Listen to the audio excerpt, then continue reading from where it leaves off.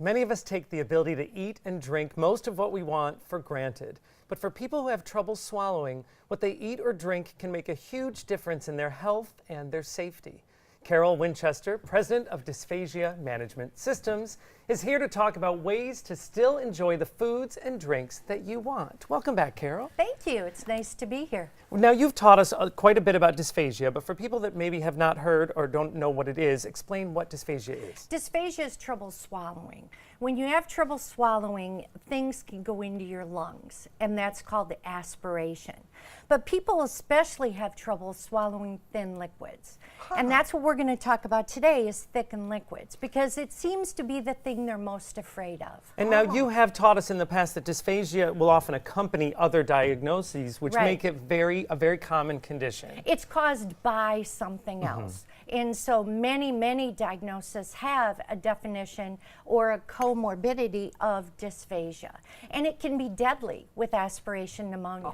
Now, you talk a lot about trying to help people get their lives back and as much normalcy as possible. Now, I have to ask, when we talk about people that are having trouble swallowing things, I would think the answer would be to liquefy everything, but you say that the opposite is true. Why is that? Well, it can't be true. Well, do you remember that old ketchup commercial that had Heinz ketchup and a catsup? Well, I'm going to pour the two of them in here.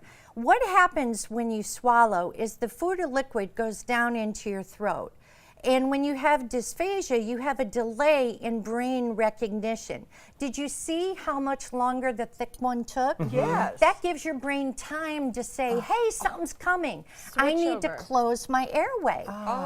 And so if you liquefy things and make them too thin, you're actually making it easier to aspirate. Oh my goodness. Isn't that something? That's a good visual. Yes, and it's a common misconception then, because again, we would think it would be liquefied. That's a great way to show that it would not. You also, speaking of showing us, you have brought us a chart that shows the difference in thicknesses of food and drink. So explain a little bit of what we're seeing. Well, this is the new international diet. And what the problem is when you're told you have to have a special diet, people don't put it into functional terms. So what I did was put actual foods on there that describe what those diet thicknesses are. And your speech pathologist will diagnose you, figure out what you can or can't eat, and then help you to maintain your quality of life by showing you how to recreate your foods so that they don't fall into your lungs. Oh, that's wonderful. So you don't have to give up everything that you think you enjoy. Because I would think that people that are suffering from dysphagia would have to limit their liquids, but that would seem like a difficult option. Yeah, and you know what? The interesting thing is I brought you the 4 that people are the most worried about. Water, pop, beer, it's after all St. Patrick's Day coming up, and wine. And people think it's like, the death of their life because they can't have what they like, but that's what we do. We help you be safe within your life. So what I wanted to do was to have you try the water. If you could pick up just pick up the water and try it. And I want you to notice it tastes like water. It does. Yeah, there's no difference in taste. There's no difference, yet look at how it goes down. It's thicker. That's so interesting. So you've added a thickener to these liquids for us today. And look how easy this is. If you go to a restaurant, you could carry, there's about 15 different thickeners out there, and what we do is we figure out which ones are good for your diagnosis and your lifestyle. So, for example, here is a gel thickener. This is how easy it is. Now, if you're at home, agitate with one of these, with a whisk or a fork. Don't use a spoon, because that makes the agitation, makes it effective. Put it aside. Takes about 2 or 3 minutes. This is, in the little portable packets, this is just the same as carrying your own sweetener or something. It's like putting sugar in your iced tea. Now try your Coke. All right, people are so afraid of losing their pop. Now the only thing that might happen with pop is it loses a little bubbles, but don't put ice in it, because guess what? Ice will melt and make it thinner.